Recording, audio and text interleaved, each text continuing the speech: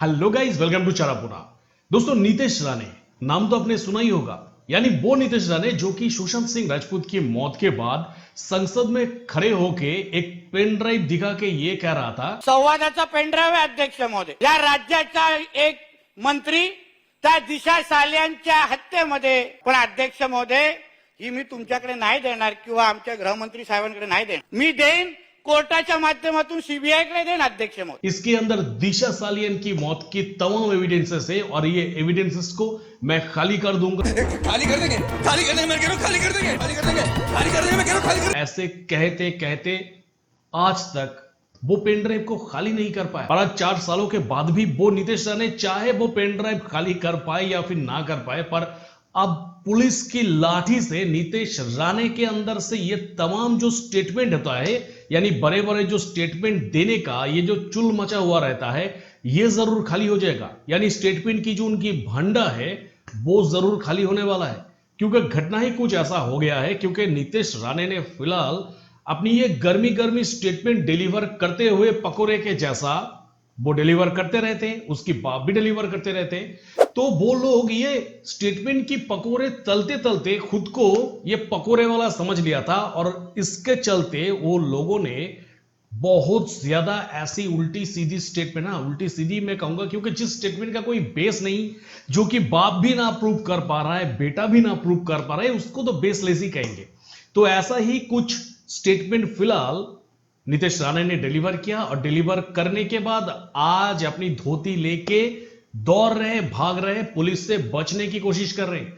क्या हुआ है, क्या ना हुआ है, पूरी कारण मैं आप लोगों के सामने बता रहा हूं कि क्यों आज नीतीश राणे की इतनी बुरी हालत हो गया है और क्यों पुलिस उनको कुत्ते की तरह ढूंढ रहा है कि कहां है नीतीश राणे, बताओ, उसको अरेस्ट करना है। असल में बात यह है कि यह बीजेपी की लीडर नीतीश राणे ने एक रैली में खड़े होकर, वो भी सार्वजनिक रैली में खड़े होकर एक ऐसा भड़काऊ भाषण दे दिया जिस भाषण की वजह से ही नीतीश राणे की आज इतना बुरा दिन शुरू हो गया है।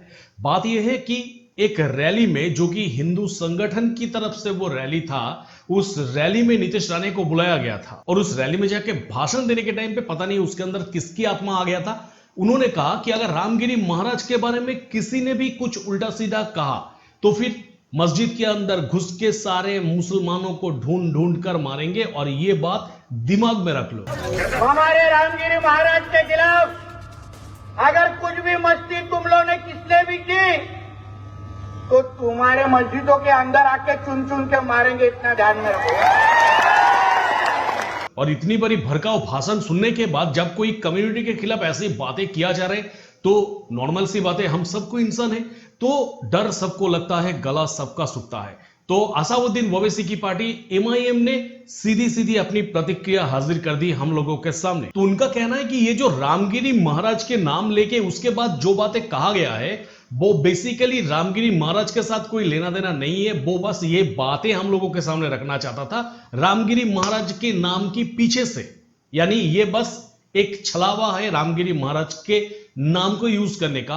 अल्टीमेटली जो मैसेज था वो मैसेज उनका यही था कि मस्जिदों में घुस घुसकर वो लोग शायद मुसलमानों को मारेंगे। एमआईएम पार्टी की प्रवक्ता बरीश पठान ने कहा कि ये बीजेपी की विधायक नीतीश राणे ने जो अहमदनगर में आके कहा कि हर एक मुसलमान को ढूंढ ढूंढ कर मारेंगे, ये जो है ये एक कम्युनिटी के खिलाफ नफरत फैलाया जा रहा है। और फॉर दैट रीजन जितनी जल्दी हो सके एक एफआईआर लॉन्च करके नीतीश राणे को पुलिस कस्टडी में लेना चाहिए। हम चाहते हैं कि वातावरण ना खराब हो महाराष्ट्र का। ये संविधान का पालन नहीं करते, सरकार खामोश बैठी है। हमारी मांग है सरकार से कि फौरन इन हेट स्पीच देने वालों के ऊपर एफआईआर करके इनको अरेस्ट करे, जेल में डाले, फास्ट ट्रैक कोर्ट में केस चला के इनको जल्दी से जल्दी सजा मिले। और ये तमाम घटना होने के बाद भी, एक पार्टी की लीडर होने के बाद भी, देखिए पार्टी की जो लीडर है उन लोगों की मुंह से मुझे लगता है कि ये सब शोभा नहीं देते हैं, क्योंकि हर एक, वो हिंदू चाहे हो, चाहे मुस्लिम हो, चाहे कोई भी पार्टी के लोग हो, यानी कोई भी कम्युनिटी के लोग हो, वो तमाम कम्युनिटी के लोगों की वोटों से ही वो एक नेता बनते हैं। यानी एक नेता हिंदू की भी नेता है, एक नेता मुस्लिम की भी नेता है, सिख की भी है, जैन की भी, तमाम कम्युनिटी की नेता होते हैं। तो ऐसे लीडर के मुंह से किसी पार्टिकुलर कम्युनिटी के खिलाफ ऐसे भड़काऊ भाषण नहीं देना चाहिए। हालांकि नीतीश राणे को लग रहा था कि मैं बहुत बहुत बढ़िया काम किया, मैं एक ऐसा तंदुरुस्त एक स्टेटमेंट दे दिया, जिसके बाद तो मेरा जय जयकार ही जय जयकार होगा। पार्टी के अंदर सब कोई कहेगा कि वाह नीतीश राणे, वाह क्या काम किया तूने, तू ही है बीजेपी की अगली आने वाले पथ प्रदर्शक। पर यह सब कुछ के अंदर पानी फिर गया। कैसे पता है? ये नीतीश राणे की जो ख्वाब है वो ख्वाब चूर चूर हो गया जब बीजेपी ने ये सब तमाम जो चीजें उन्होंने अहमदनगर में जाके कहा है, ये जो अहमदनगर में जाके जो रायता फैलाया है, इसके बारे में जब बीजेपी को पूछा गया, बीजेपी पार्टी को पूछा गया कि अल्टीमेटली आप लोगों का क्या ओपिनियन है, आप लोग क्या कहना चाहते हैं, आप लोगों की ही विधायक तो आके ऐसा ऐसा कह गया है, उस जगह पे बीजेपी ने सरासर अपना हाथ ऊपर कर लिया कि भाई जो भी कहा है वो कहा है, उससे जाके निपट लो। हमारी पार्टी के साथ उनके स्टेटमेंट का कोई संबंध नहीं है। हमारी पार्टी ऐसे स्टेटमेंट को मान्यता तक नहीं देते हैं, तो हम उनके साथ नहीं है, उनके स्टेटमेंट के साथ नहीं है, उनके साथ जाके निपटो। अब एक स्टेटमेंट के जरिए नीतीश राणे जितना फूला था, जितना हाइड्रोजन अपने अंदर डाल के उड़ रहा था, वो तमाम हाइड्रोजन बीजेपी की पार्टी की एक स्टेटमेंट से फुश हो गए हैं। और उसके बाद नीतीश राणे अब वेट कर रहे हैं कि कब आके पुलिस उनको ये कम्युनिटी के खिलाफ भड़काऊ भाषण देने की चक्कर में अरेस्ट करे। यानी हो सकता है बहुत जल्द चारों तरफ से जब एफआईआर लॉन्च होगा कि इतनी बड़ी एक बात करने के पीछे जो मोटिव है वो मोटिव भी कोई छोटा मोटा मोटिव नहीं है। क्योंकि आप नॉर्मली सोच के देखिए ना दोस्तों कि सामने इलेक्शन है। अब सामने इलेक्शन के टाइम पे अगर ऐसा भड़काऊ भाषण दिया जाएगा तो ऑब्वियसली ये ठंडा दिमाग से सोच के देखिए, हो सकता है कि आप कट्टर हिंदू हो सकता है कि आप कट्टर आपके धर्म में हो, पर ऐसे भड़काऊ भाषण से अल्टीमेटली होगा क्या? क्या सब कोई जाके दूसरे कम्युनिटी के ऊपर छलांग लगा दे, उसके बाद एक दूसरे को मारना पीटना स्टार्ट कर दे? उसके अंदर कितने सारे निर्दोष के, मतलब कहना नहीं चाहता हूं मैं ये तमाम चीजें, पर अल्टीमेटली इससे फायदे से ज्यादा नुकसान ही होगा और इससे कोई फायदा होता नहीं है। सबसे अगर कुछ करना है तो देश की प्रगति में अपनी कंट्रीब्यूशन दो, अपनी कॉन्स्टिट्यूशन में उस जगह पे आप प्रगति करो।